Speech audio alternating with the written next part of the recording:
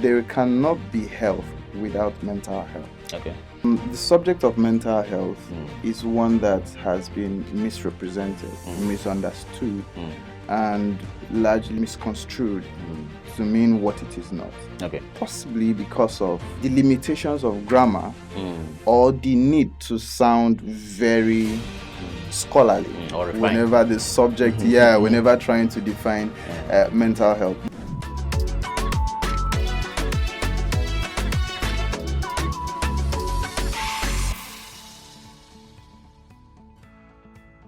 The revolution of the 21st century is where men are trying to build machines in their own image and likeness. So today we'll be discussing the relationship between your screen time and your mental well-being. Welcome to Clockwise. My name is Providence. My guest is a mental health practitioner, so one that can tell you about your mental well-being. Now, without further ado, with the resounding virtual round of applause, please welcome Mr. Okono. Welcome to Clockwise. Thank you, Providence. It's a pleasure having you. Yes, absolutely. The pleasure is mine. Pleasure is mostly And thank you for mine. the stress. Yes, I actually should apologize for putting you through all of that. Things around life also. Yeah, happen, I understand. Busy schedules, and I think that we've dragged this for almost a year, Yeah, or if not, yeah. up to a year. Yeah. But I'm happy to be here, and whenever the subject of mental health comes up, I am always there as much as I can to share insights. Okay. So that's why I'm here. Now, today we're discussing mental health. What first is mental health? Fantastic. You see, the subject of mental health is one that has been misrepresented, misunderstood, and misconstrued to mean what it is not. Okay. Possibly because of the limitations of grammar or the need to sound very scholarly or refined. whenever the subject, whenever trying to define mental health. But first, let's even start from health. The World Health Organization would say that health is a complete state of physical, emotional, and social well-being of a person, and not merely the absence of disease and infirmity. Okay. Because when we say health, people are always thinking of, is the person having malaria? Is the person having HIV? In short, HIV is like this, like the higher levels. So people are going to think of the lower order, everyday typhoid, malaria that is touted around. Mental health now is completely isolated. It feels like, down here they would say it is a disease of the West. It's already called a disease of the West. However, there cannot be health without mental health. Okay. Yes. Remember that I defined it according to World Health Organization to be a complete state of, so it's a complete package of physical, emotional, and social well-being. So now what is even mental health? Mental health, like I like to introduce, is simply your ability to exist in an environment, notwithstanding the challenges, be able to work and be productive and contribute to society. Simple and short. I could go on to tell you that Aristotle said this and said that and said that. But for the sake of the simplicity of the conversation around mental health, it is simply your ability to exist and enjoy life, notwithstanding the challenges of environment. It's as simple as that. Okay. Yes. So that's what mental health is. Now, with that definition, which is very relatable, now, can you tell us what are those common mental health issues you actually see people are facing today? And because of their excessive exposure to screen time, everything's happening online. Yes. Yes. There is a lot happening. Everything that has advantages would also have downsides. In short, technology has brought a lot of ease to our existence and work. However, on the other side, excessive use of anything, even excessive drinking of water, could become a problem. Even overfeeding. Yeah, it's a problem. It's a problem. You are eating, you're trying to survive, but you have now exceeded your limits. Yeah, it's a problem. So it becomes a problem. So excessive use of screen time has presented a lot of challenges. Excessive use of technology generally, the use of smartphones, computers, TV, gaming consoles, and everything comes with its own challenges. For one, it is quite addictive. Yeah. It is quite addictive. Even the producers know that it has the tendency of being addictive. And so as we proceed, we'll speak about safeguards here and there that they have put in place. So For one, notorious of most of them Mm. would be anxiety. Okay. So people are very anxious every other day. Mm. There is information overload, Mm. right?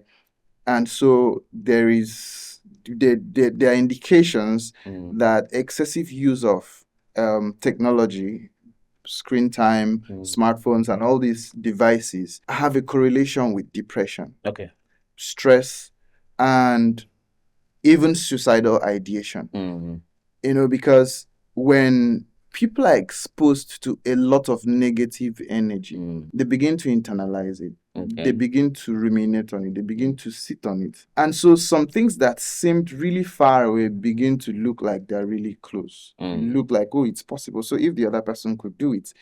And again, excessive use of it. Sometimes people begin to build unhealthy competition, Yeah. especially among the youth. Mm. So you see an old schoolmate who maybe was not even among the first 10 in your class back then, and you used to be number one. And you finish school, and then life is happening to you. You're really going through it. Or maybe you're also making effort. And then you see from nowhere that this guy just flashed a new accommodation. Yeah, a new car. Presented a new car, has relocated, is traveling the world. You are making the effort, so there is a possibility that you're also traveling. Yeah. But presentation, among the youth around here, you say he's a PR person. The way they package some of these things, you can be in the same space with one.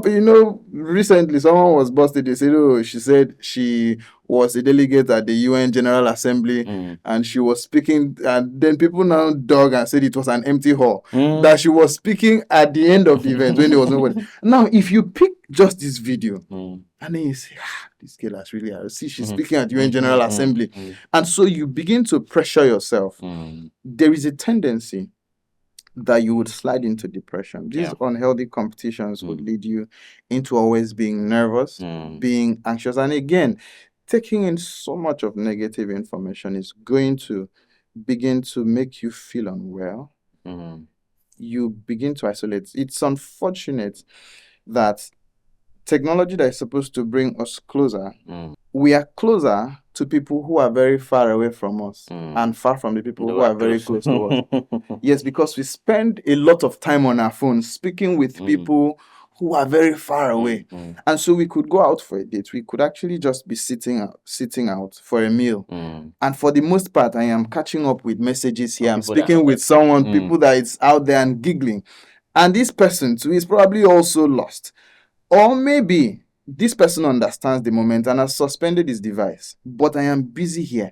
So it begins to affect our relationships. So once this addiction begins to happen, it just feels like someone who is addicted to maybe porn, someone who is maybe addicted to drug misuse and all of that. So it presents similar challenges when it no more gives the satisfaction. You know that there are times that your timeline can be so boring.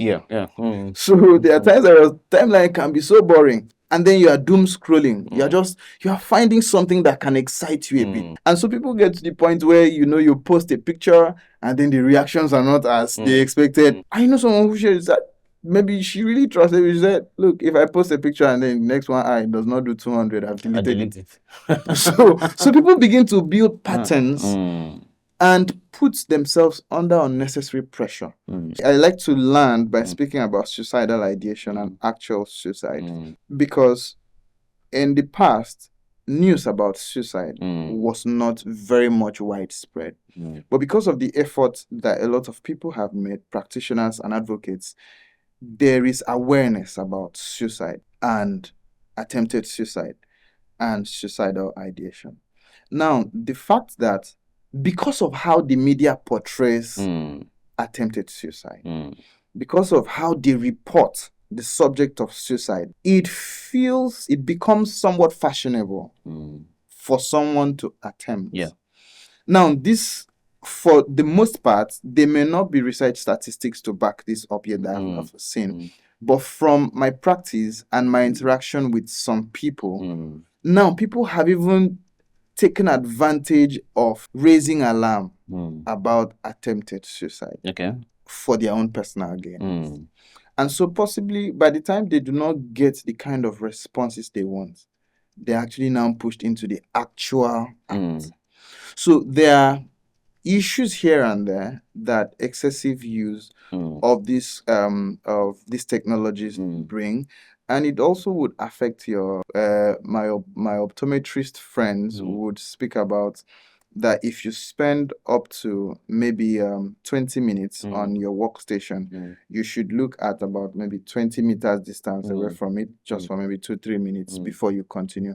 So it has plenty Side effect. side effects. Mm. They are here and there, and so that's why conversations like this are necessary Mm. for us to be able to regulate, for us to be able to put safeguards in Mm. place, so that we leverage the benefits of this while also being wary Okay. of the negative sides. Okay. Now you spoke about anxiety. Mm. You've talked about Stress. and Mhm. every other issue. Yeah. Now, don't forget that there's a crave for remote jobs now. Yes.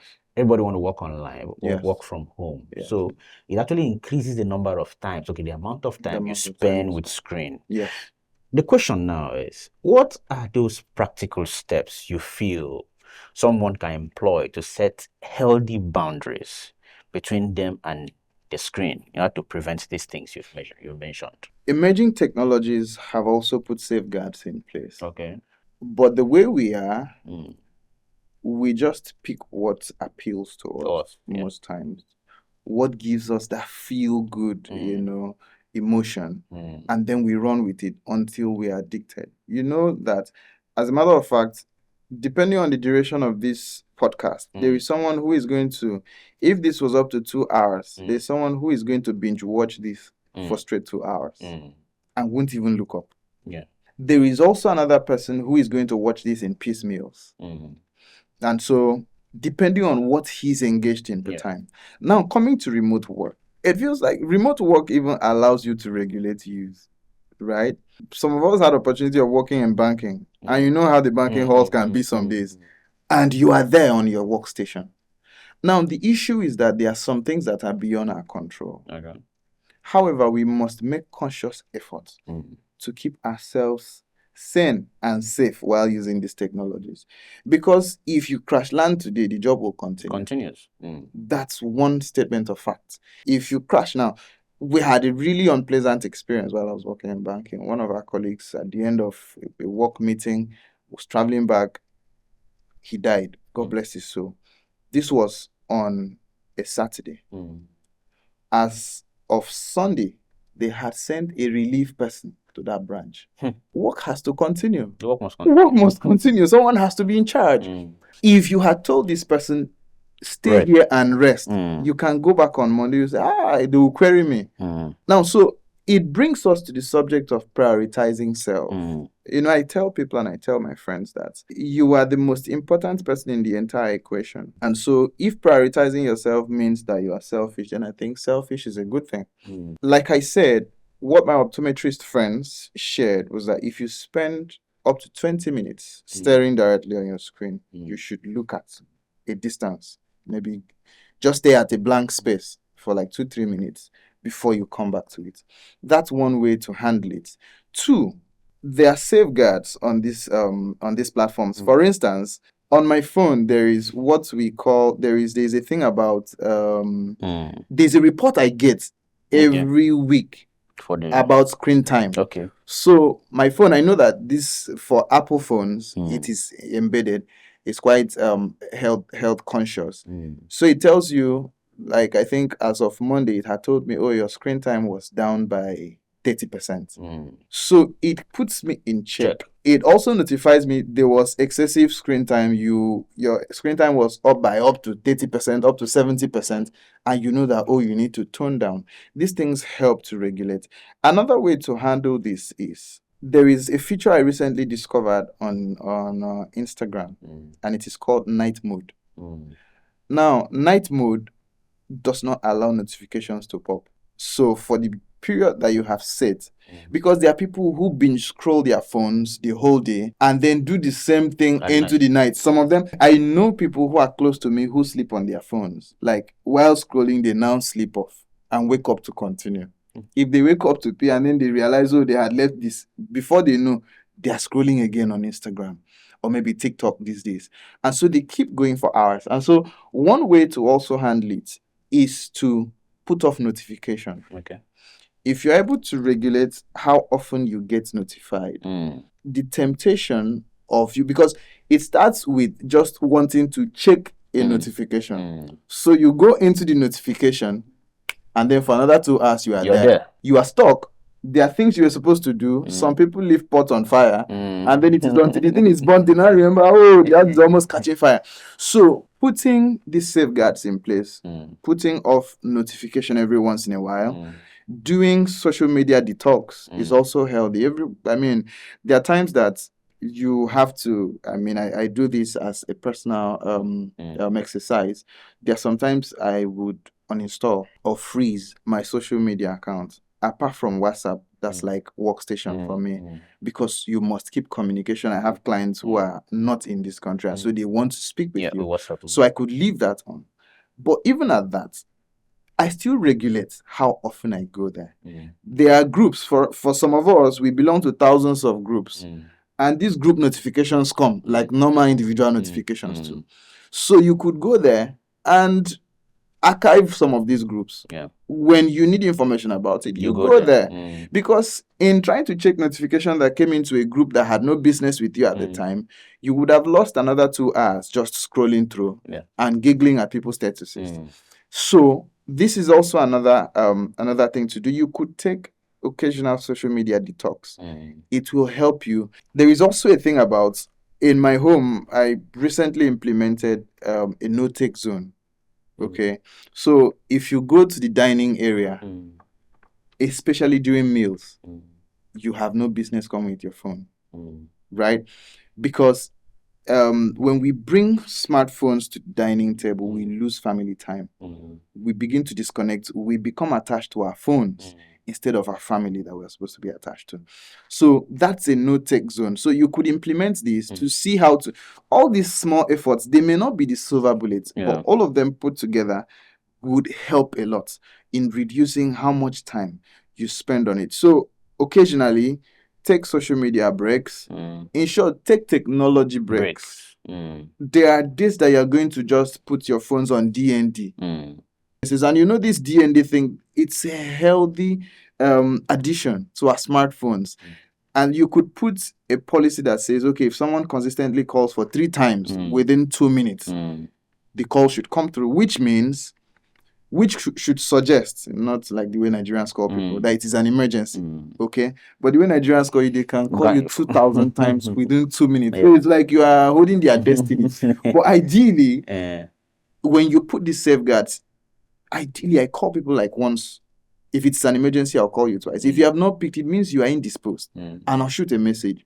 So this means that if I put a DND for mine, it is, if you call me 2 times within 1 minute, the call should go through. Because that's me just projecting myself. And again, because I work with a lot of clients who could have emergencies here and there, I can't exactly shut them out. If I ever have, the times that I've had to take the social media detoxes, I communicate them in advance that you will be unable to reach me at a time. You would be unable to reach, because look, I tell my colleagues that we are not even superhumans. We're humans. Yeah, humans. I've had colleagues who were like, I see them overwhelmed, I see them struggling, but it feels like it is odd for a therapist to go and ask for help. And I'm like, it is not proper. You are first a human being. And the fact that you're exposed to a lot of problems every other day, you are even more disposed to having these challenges, because it is a combination of very many people's problems that you are taking in daily. Occasionally, you have to detox. Take detox and personal detox. Okay. Go to green areas, just walk around, listen to the birds chirping. And by the time you come back, you would be relieved. Go to exercise, right? Because the few 10, 15, 20 minutes that you've dropped the phone at the gym, though the phone has now become a gym equipment lately, because people are filming. So For most people, it is not even for the exercise, it's Just for the for the content. content, Right? It's for the content. So, but for the few moments they are going to drop the phone Mm, and exercise, it distracts you, it takes your mind away from it. mm, And so, if you are consistently taking breaks here and there, and exposure to a lot of negative information, lately a lot has been happening in our space, mm, and you see people hopping from so person's timeline to this mm, one. The fear of missing out, we mm, call it FOMO. mm, So the fear of missing out. So in trying to catch this, there is increased anxiety. adrenaline, there is increased energy. And so you are here. So you would see that someone could stay in the house all day, Mm, and then by evening, the person seems really fatigued. The person was not exactly doing anything, was on his phone, but you are exposed to a lot of information. You are doom scrolling, you are jumping from this timeline to the other, trying to catch this gist. Take me there, take me here. I subscribe to this, I ratio this one with 2 bags of this. So there is a lot of excitement. yeah. And so on the days that this excitement don't really come, Mm, it becomes a problem. yeah. And the days that this excitement is too much, it feels like someone who has overfed. Mm, You eat, like you enjoy this meal, yeah. and then you overfed. Your body is struggling to break down this food that you have eaten to utilize it for your own good. Before it is the next one, you have added more. Mm, You are struggling to breathe, but you are eating more. That is how it feels to be addicted. mm, So you are consistently at war, mm, but you can't stop the cycle. mm, And so it's like being in this room now. mm. And then you are someone who is scared of dogs. I mean, Yeah. I don't like dogs a Mhm. lot. And then a dog is chasing you around. There is an exit door here, but you will not run out. Your sense has not gone there. So you continue to run out. The dog is chasing you. And so at some point you crash, or the dog catches up with you. So this is what happens to our minds when we are in this loop, this endless loop of scrolling, of being on our screens, of playing Games. You could just say, I want to play just one match. And then before you know, 2 hours is gone, 3 hours gone, and the entire day. You see people who are dressed to go for meetings. Why some people come late for meetings are for very flimsy excuses that the next moment they wanted to watch one video that took them 20 minutes. And before they knew, I'm late for this event. And they show up like, there was traffic. And if you're in New York, I'll be asking you where the traffic was. Because we don't have traffic in New York. Yeah. So these are the issues. So I feel that if we put these safeguards in place, and if it feels really overwhelming, and some of these personal efforts are not helping, you need to ask for help. Talk to somebody. And all these casual social conversations, there are some days I tell people occasionally drop your phones and just have conversations. Talk about random things. Say hello to strangers. Yeah. And just ask the person who is doing some of those very menial jobs, how are you doing today? And if they engage you a bit, you would see that by the time you're done with that conversation, you feel a lot refreshed. Yeah. So take your siesta, take your sleep seriously, because another thing that the phone does is that it alters completely your sleeping pattern. Before you know, you could begin to have issues of insomnia. You're struggling to sleep. So you are going to have to give it what it needs, the screen, over a period of time, and then you sleep off on it, say 2 a.m. And then by 5 a.m., if you're someone that does a 9 to 5, you have to hurry up again and head out. You come back from work tired. Your way of coping is to scroll through your phone. Before you know, you are addicted. And so it becomes difficult. So for research and professionals, practitioners have come up to say that for you to use your technologies for personal use, it is advised that you reduce it to at most 2 hours per day, consistent use, away from work, because that one there is only so much that you can control. But for your own, the ones you can regulate, by the time you come back to catch up, you can reduce it, limit it to 2 hours. For children, it should even be far less. Children below 5 should even be far less. If you can, they should. These days, I mean, it's tough. Technology is helping us. Mothers need to work. They need to cook in the kitchen, and so they give their children cocoa melon and the rest of stuff. So they would stay there for hours, and it is affecting them. For some of us, we've discovered that excessive use of these things would help them build attention.